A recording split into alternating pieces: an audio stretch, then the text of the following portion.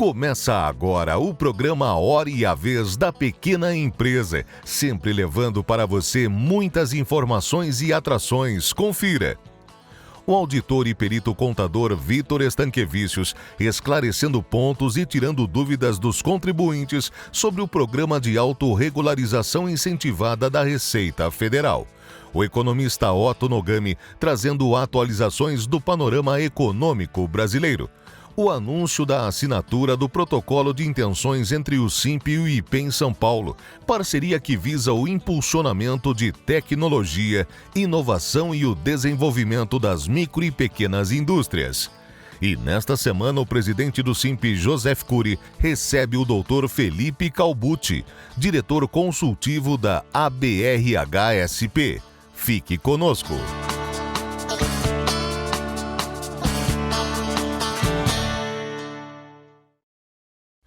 O Sindicato da Micro e Pequena Indústria do Estado de São Paulo, SIMP, e o Instituto de Pesos e Medidas do Estado de São Paulo, IPEM, anunciaram a assinatura de um protocolo de intenções voltado para o desenvolvimento de iniciativas conjuntas de pesquisa, inovação e desenvolvimento tecnológico. O SIMP e o IPEM se comprometeram a realizar reuniões técnicas, elaborar planos de trabalho e promover ações conjuntas para viabilizar o desenvolvimento de novos produtos, serviços e processos. Nós acreditamos em fazer diferente para fazer a diferença. A gente precisa chegar nas pequenas, nas microempresas, que são aquelas que mais podem se beneficiar com o apoio que a gente pode dar, tanto na parte de certificação de produtos, de instrumentos metrológicos, e garantir que nós tenhamos um mercado equalitário, justo, confiável, em que os consumidores possam comprar com toda a segurança. Nós acreditamos que com essa parceria com o SIMP, a gente vai diminuir muito o grau de não conformidade no mercado. Ou seja, as empresas entendendo as regras de competitividade, de certificação dos produtos, elas vão poder cumprir e ter um produto que seja mais confiável, porque muitas vezes o que falta é informação. Então, a nossa batalha diária é que a informação chegue em quem está produzindo. Nós tivemos a felicidade, a capacidade de, junto com o IPEM, fazer essa mudança. Nós estamos ajudando a mudar o perfil do Brasil na esfera competitiva. Temos mais empresas conectadas, mais empresas conseguindo a sua certificação, porque é só assim que ela vai se manter viva. Quem não fizer isso, é questão do tempo, essa empresa morre.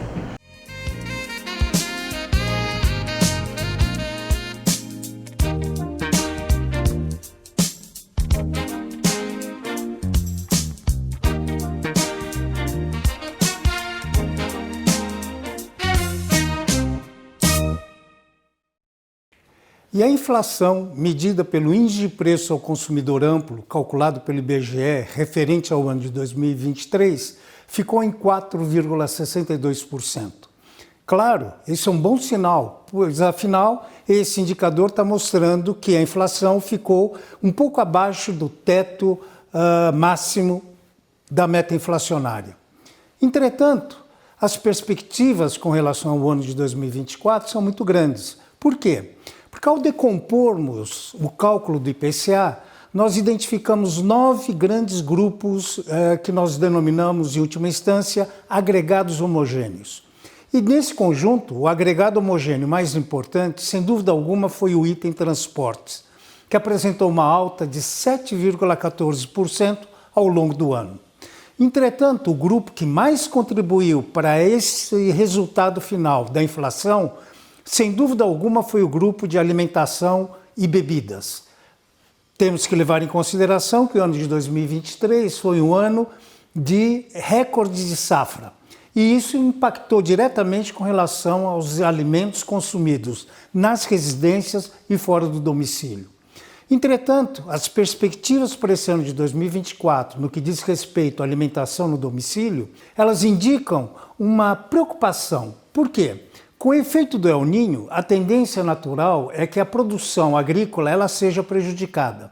E à medida que ela é prejudicada, ela acaba comprometendo de alguma maneira a oferta desses produtos no mercado. Essa diminuição na oferta de produtos no mercado pode fazer então com que os preços subam. E isso trazendo um comprometimento à inflação, que tem nesse item, alimentação e bebidas, a sua representatividade maior. Outro item importante no cálculo da inflação é o grupo transportes, que apresentou uma alta de 7,14%. Temos que levar em consideração que essa alta se deve fundamentalmente a dois fatores. Primeiro, a elevação do preço do barril de petróleo no mercado internacional e, momentaneamente, as flutuações da taxa de câmbio. A perspectiva com relação ao ano de 2024 é que haja, presumivelmente, uma pequena elevação no preço do barril do petróleo, comparativamente à média de 2023. Entretanto, temos aí um horizonte interessante no que diz respeito ao câmbio. Há uma perspectiva, à medida que o cenário se permaneça constante, uma certa valorização da moeda nacional, que certamente poderá compensar essa alta do preço no mercado internacional, fazendo com que esse agregado homogêneo transportes tenha um comportamento, em termos de variação de preços, um pouco mais comedido. Um terceiro item importante é o item habitação, em termos de representatividade no cálculo da inflação. Ele apresentou no ano de 2023 uma alta de 5%. Só que temos que levar em consideração, entretanto, que no cálculo desse grupo habitação, nós temos alguns elementos importantes, como condomínio, como taxa de aluguéis, e à medida que há uma perspectiva também de um comportamento mais comedido do valor dos aluguéis, então isso também acabará ajudando uma melhoria na inflação desse indicador. Ou seja, no conjunto, as expectativas são boas, principalmente levando-se em conta um outro indicador de preços que a gente conhece como IGPM, o indicador da inflação dos aluguéis, que apresentou uma queda de 3,18% no ano de 2023.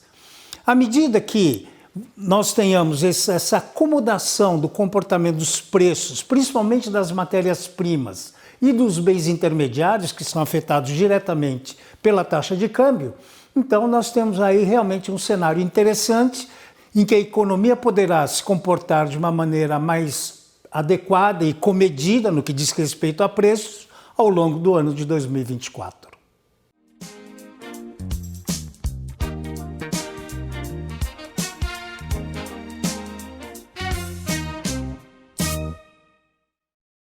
Iniciado o ano de 2024, também se inicia o trabalho dos contadores, dos colegas contabilistas que deverão promover o encerramento, o fechamento das demonstrações contábeis ou financeiras inerentes ao exercício social ao ano de 2023. Pois bem, nestes relatórios intitulados, repito, demonstrações contábeis ou financeiras, a sua empresa, de qualquer porte ou segmento, conseguirá perceber qual foi o resultado obtido naquele ano, no ano passado de 2023. Dentre as principais peças que fazem parte deste conjunto completo das demonstrações contábeis ou financeiras, temos, veja que interessante, o balanço patrimonial, na qual o contador, o contabilista, linha a linha de cada conta, verificará a veracidade dos valores, das informações ali prestadas. Veja no ativo, no conjunto dos bens e direitos da sua empresa, lá no balanço patrimonial. O contador ou contabilista, de certo, promoverá a conciliação de determinadas contas, como o caixa, as contas correntes bancárias, os relacionamentos que você tem com os bancos na qual a empresa opera, as aplicações financeiras, haverá conciliação daquela conta importante lá do ativo, intitulada, chamada duplicatas a receber, ou clientes, que são os valores derivados das vendas de mercadorias ou serviços a prazo, que ocorreram em 2023, mas cujos valores e saldos serão recebidos em 2024 pela sua empresa. Também no ativo temos a figura do ativo imobilizado, as depreciações, e daí vamos, Do outro lado do balanço, a parte ruim não é se do lado do ativos, bens e direitos, do lado oposto, do lado do passivo, as dívidas, as obrigações a pagar da sua empresa, próprias e com terceiros, obrigações como impostos a pagar, empréstimos e financiamentos tomados com bancos, fornecedores a pagar. Se do lado do ativo temos as duplicatas a receber, do lado oposto as duplicatas a pagar, compras a prazo. Também temos no passivo um grupo especial, muito especial para o sócio, para o acionista da empresa, que é o patrimônio líquido, formado basicamente pelo capital social e os lucros ou prejuízos acumulados. Temos outra demonstração contábil também muito importante, conhecida, que é a DRE, demonstração do resultado do exercício, onde são elencadas conta a conta de receitas e despesas que formam o resultado. Veja, receitas, todos os valores derivados das vendas de mercadorias, entre outras, de serviços prestados, entre outras. Receitas menos custos e despesas formarão o resultado. Quiçá seja o resultado de lucro e não de prejuízo, inerente ao exercício de 2023.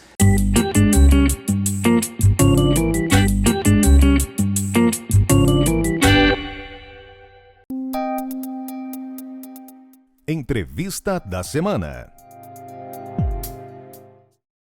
Nosso convidado de hoje é Felipe Calbucci, diretor da ABRH e diretor da Indeed. É um prazer tê-lo conosco. Prazer é meu, Cury. Obrigado. Muito feliz em estar no SIMP.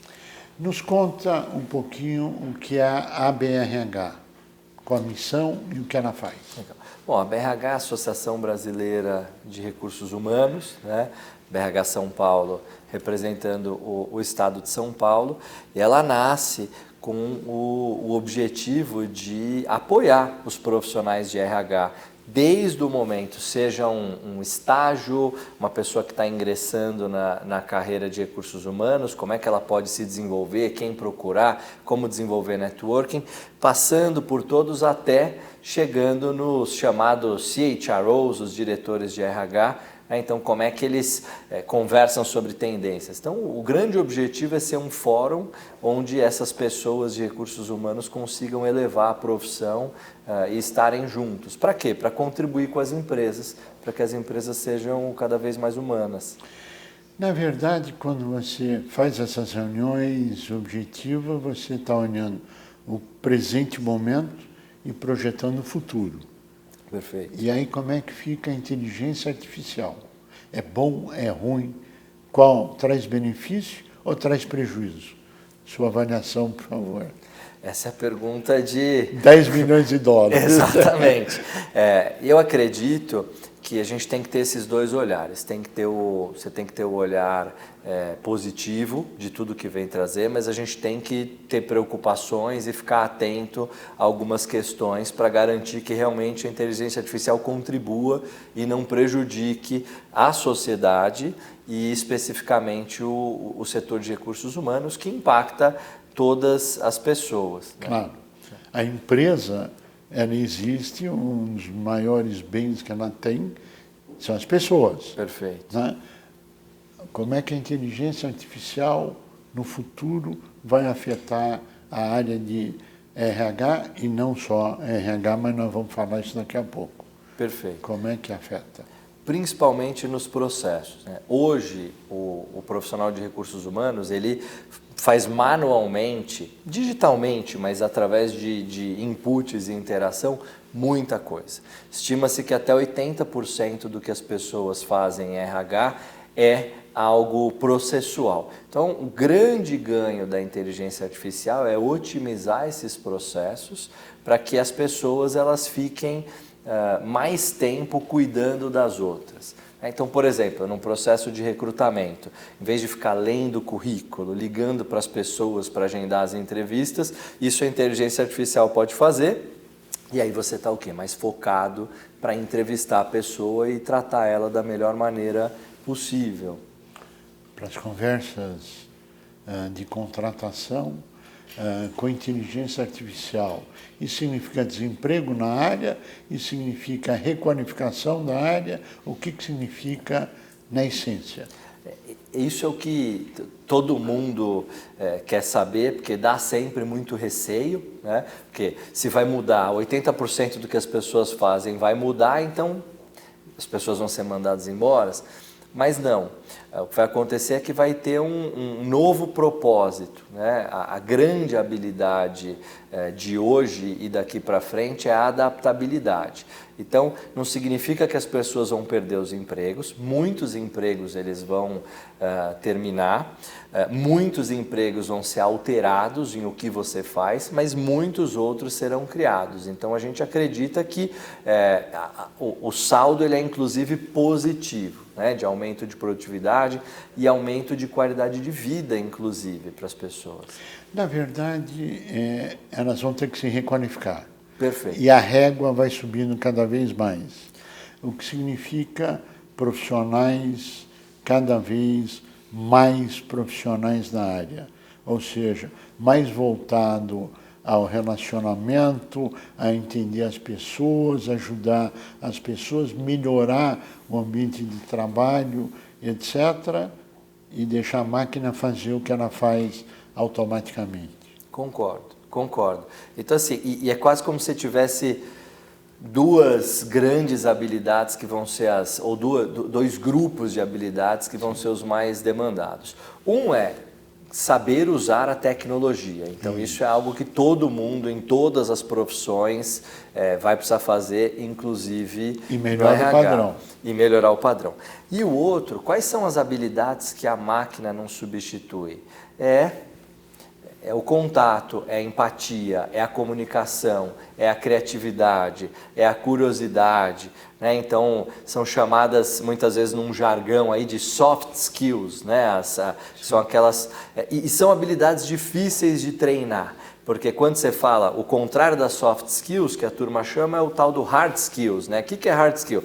Fazer conta é um hard skill, usar um sistema é um hard skill, né? Isso daí, se você ler um livro, se você fizer um curso, você pega fácil. Agora, as chamadas soft skills, como você pega? Tudo bem, você pode ler um livro, mas é muito mais na prática, é com um mentor, é com um coach, é através de você ter um olhar para dentro e estar aberto a aprender. Bom, na prática, como é que isso se aplica para quem tem uma microempresa, para quem tem uma pequena empresa ou para quem tem uma média empresa? Como é que toda essa tecnologia pode chegar e ser utilizado de uma forma construtiva? Porque nós já vamos falar da forma não tão construtiva, mas vamos falar primeiro da construtiva, na sua avaliação. A primeira coisa é a viabilidade, porque toda tecnologia ela começa cara e depois ela escala e fica mais barato, né? Então acho que para o pequeno, para o micro, para o médio empresário, custo é muito importante, né? A margem ela é sempre apertada. Sim, então acho que a primeira coisa que essa escalabilidade da tecnologia vai trazer é um custo menor para contratar a tecnologia. Então essa é a primeira coisa. A segunda, e aí, obviamente que para um microempresário, ele cuida de tudo, né? Então não é só falar do RH, mas os sistemas, eles vão apoiar esses microempresários. Por exemplo, um sistema de contabilidade, antigamente tem que fazer muito input, ele vai passar a tirar algumas conclusões e dar alguns insights para esse microempresário do que ele tem que fazer. Tem sistema que já está conectado com o banco, olha, o teu fluxo de caixa vai acabar em tanto tempo. Então a inteligência artificial vai poder te falar, olha, você tem que vender mais desse produto, que é o produto que mais sai. Ou você, se você não entrar mais caixa, daqui a pouco tem que pegar um empréstimo, né? Então saindo um pouco do RH. Mas no RH, burocracia para contratar as pessoas, oferta de benefícios. Antigamente, benefícios mais sofisticados, eles eram muito exclusivos das grandes empresas. Sim. Né? Hoje em dia, com esse avanço da tecnologia, vai ser muito mais fácil que um microempresário possa contratar, por exemplo, um plano desses benefícios de academia que existem, né? Então, você tem uma possibilidade de ofertar benefícios que são tidos como de grandes empresas para as microempresas também. Como é que é o risco da inteligência artificial do lado não tão construtivo? Alguns exemplos, por favor. Dá para se resumir em uma palavra que é viés. Sim. A inteligência artificial ela é feita através de dados, né? Nada mais é do que a interpretação e a construção através de dados. Quem imputa os dados, de onde vêm os dados? De nós. E nós temos viés. A gente pode e tem muitas empresas especializadas nisso, o RH sempre suportando a empresa para que a gente seja tenha clareza de quais são os nossos vieses e trabalhe neles, mas nós temos viés. Então, qual que é o grande problema? O grande problema é a inteligência artificial potencializar a inequalidade, né? Então, estava até comentando, se você entrar num site como um chat GPT, mas de fotos, e escrever médicos no Brasil, eu fiz isso, aparece uma foto só com homens e mulheres brancas, mais homens do que mulheres. Sendo que no Brasil a gente tem uma predominância de pessoas pretas e pardas, né? Sendo que no Brasil maior percentual de formandos são mulheres. Então você tem esses perigos. Um case interessante, até porque quando a gente fala em micro e pequeno é varejo, né? Mas tem um varejo gigantesco, global, que por contratar muita gente, desenvolveu, isso é um case conhecido, né? Desenvolveu um software com inteligência artificial para ajudar a recrutar. Então o objetivo do software, o que era? Olha, em vez de eu gastar 3 horas lendo o currículo no sistema, com instalar de dedos me manda os 4 finalistas que eu vou entrevistar os 4 e contratar. Qual foi a surpresa dessa empresa? O sistema só enviava homens finalistas. E aí eles pararam e tentaram observar mais profundamente e perceberam que, além do sistema eliminar mulheres, o sistema estava eliminando homens que se formaram em faculdades que têm predominância de mulheres dentre os graduados. E aí, obviamente, essa empresa cortou esse sistema. Por que foi isso? O algoritmo analisou e falou, eles aprovam majoritariamente homens. Então, vamos tornar a vida deles mais fácil, só envia homem. Então, esse é um grande perigo da inteligência artificial, você aumentar a inequalidade, não aproveitar os melhores, porque a pessoa melhor não tem nada a ver com gênero, não tem nada a ver com raça, aliás, quanto mais diverso, melhor. Aliás, diz que as mulheres são sempre muito mais eficientes no trabalho do que os homens, né? E a pluralidade de raça no Brasil também traz grandes vantagens a nível de divergência, de atuação, de trabalho. Mas nós estamos chegando ao final do nosso tempo e eu pediria as suas considerações finais. Primeiro agradecer, é uma honra estar aqui com você, Cury, estar aqui no SIMP. E dizer para as pessoas, a inteligência artificial ela vem para ajudar.